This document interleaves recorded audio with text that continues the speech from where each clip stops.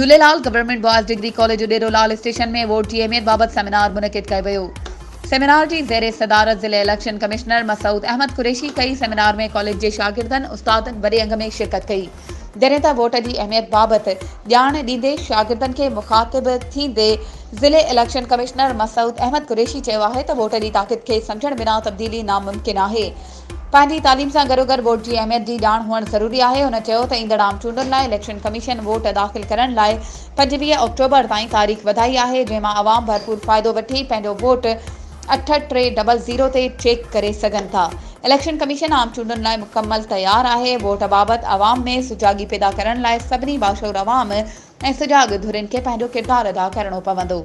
वधीक ख़बरूं ऐं अपडेट्स जे लाइ असांजे चैनल खे सब्सक्राइब कयो ऐं हा, बेल आइकन खे प्रेस करण न विसारिजो त जीअं असांजी हर नई अचण वारी वीडियो तव्हां ताईं पहुची सघे।